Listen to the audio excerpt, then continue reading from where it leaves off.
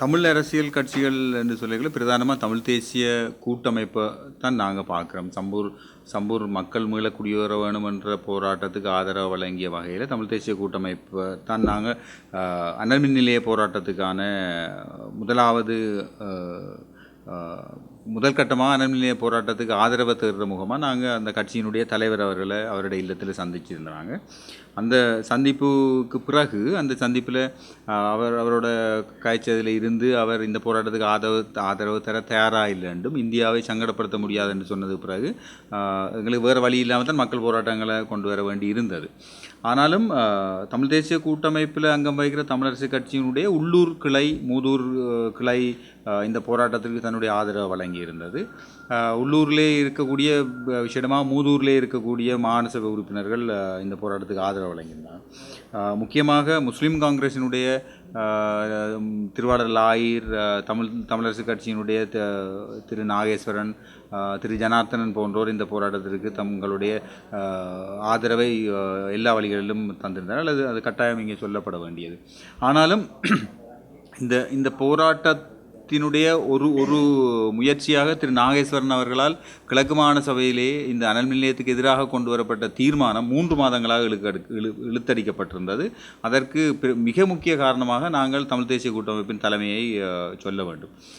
ஒரு மக்கள் போராடி கொண்டிருக்கிற மக்கள் சார்பாக இந்த மாவட்டத்தை பிரதிநிதித்துவப்படுத்துகிற அந்த மக்களை பிரதிநிதித்துவப்படுத்துகிற ஒரு உறுப்பினர் கொண்டு வருகிற ஒரு தீர்மானத்தை இன்னொரு மாவட்டத்திலே இருந்து மட்டக்களப்பு மாவட்டத்திலே இருக்கக்கூடிய அதே கட்சியைச் சேர்ந்த உறுப்பினர்கள் இதை பற்றி ஆராயாமல் கருத்து கூற முடியாது என்று சொல்லி 3 மாதங்கள் அந்த தீர்மானம் கொண்டு வருவது இழுத்தடிக்கப்பட்டதாகவும் இந்தியாவிடம் இலங்கை ஜனாதிபதி இது தொடர்பாக பேசிய பிறகு அந்த தீர்மானம் உப்புச்சப்பு இல்லாமல் நிறைவேறியதையும் நாங்கள் அறிவோம்.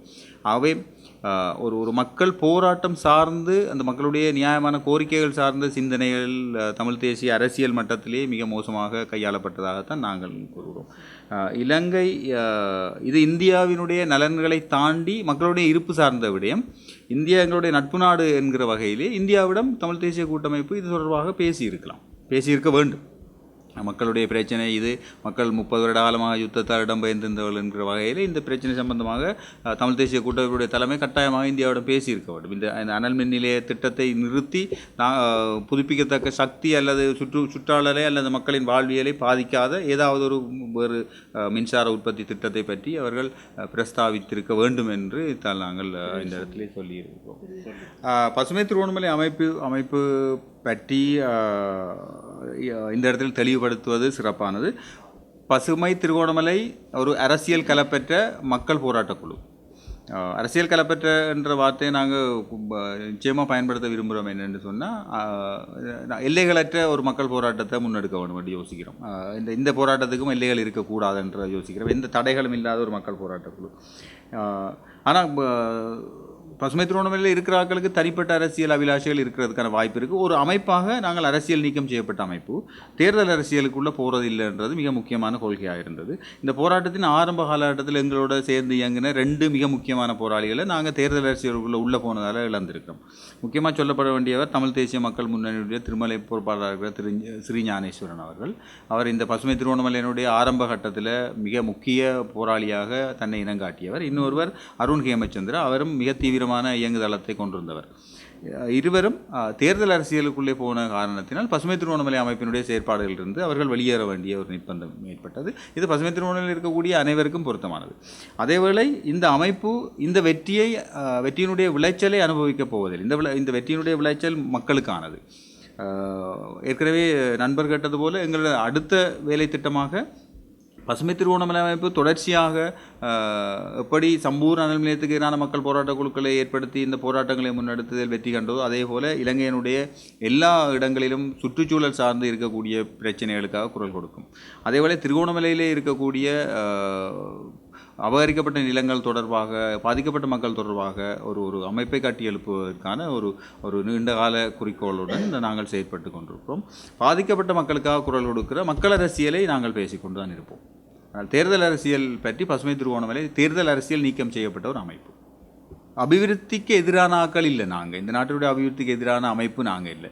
அபிவிருத்தி என்றது எங்களோட மக்களோட வாழ்வியலை, இந்த சுற்றாடலை, இந்த திருகோணமலையினுடைய இயற்கை வளத்தை பாதுகாக்கிற ஒரு அபிவிருத்தியாக இருக்க வேணும்னு யோசிக்கிறோம். இலங்கை அல்லது இலங்கை எப்படி அடையாளப்படுத்தப்பட போகுதுன்றது ஒரு கேள்வி இருக்குது. இலங்கை வந்து ஒரு ஒரு தூசி நிறைந்த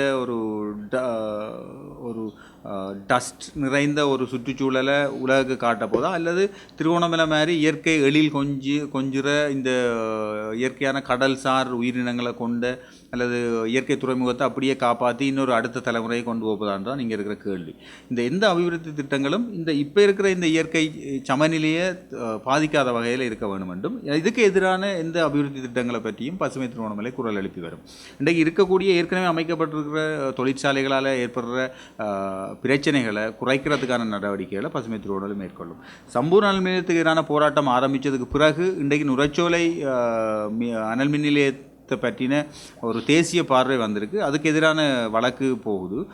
நுரைச்சோலை அனல் மின் நிலையத்தை இன்னும் தரம் உயர்த்த வேணும் என்ற கோரிக்கைகள் முன்வைக்கப்பட்டிருக்கு. அங்கே போராடுற மக்களுக்கு எங்கட இந்த போராட்டத்தினுடைய விளைவு ஒரு நல்ல செய்தியை சொல்லி இருக்கு என்று நம்புகிறோம். அவை நுரைச்சோலை அனல் மின் நிலையத்தால் வர பாதிப்புகளை பற்றியும் கதைக்கிறோம். அதே நேரம் நீண்ட காலத்துக்கு இலங்கை வந்து தன்னுடைய சக்தி தேவைக்காக புதுப்பிக்கத்தக்க சக்திகளை நோக்கி போக வேணும் என்ற கோரிக்கையை வைக்கிறோம். அதுதான் ஜனாதிபதியினுடைய கனவாக இருப்பது எங்களுக்கு மிகப்பெரிய பலம். பொதுவாகவே இங்கே இருக்கக்கூடிய திருவண்ணாமலையில் இருக்கக்கூடிய தொழிற்சாலைகளிலிருந்து வர கழிவு முகாமைத்துவம், தூசு முகாமைத்துவம் சம்பந்தமாக ஒரு கலந்துரையாடல் செய்து கொண்டு வரோம். இன்னும் குறிப்பிடத்தக்க தொழிற்சாலைகள் சம்பந்தமாக நாங்கள் இன்னும் இது பெரிய அளவில் கலந்துரையாடல்களை மேற்கொள்ள இல்லை. சம்பூர் அனல் மின் நிலையத்துக்கு எதிரான போராட்ட தீவிரம் இப்போ தான் குறைஞ்சிருக்கு. இன்னும் போராட்டம் முடிவுக்கு வரையில் என்ன மக்களோட காணி திரும்ப பெறப்பட வேணும், மக்கள் திரும்ப அவங்களோட இடங்களுக்கு போக வேணும், இந்த வயல் நிலங்களுக்கு திரும்ப வேணும்.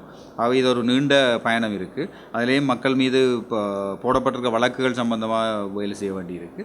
அதை தாண்டி தொழிற்சாலைகள் அமைக்கப்பட்டிருக்க தொழிற்சாலைகளுடைய நியமங்கள் தொடர்பாக அரசுக்கு கடிதங்களை எழுதுறதுக்கான யோசனைகள் இருக்குது.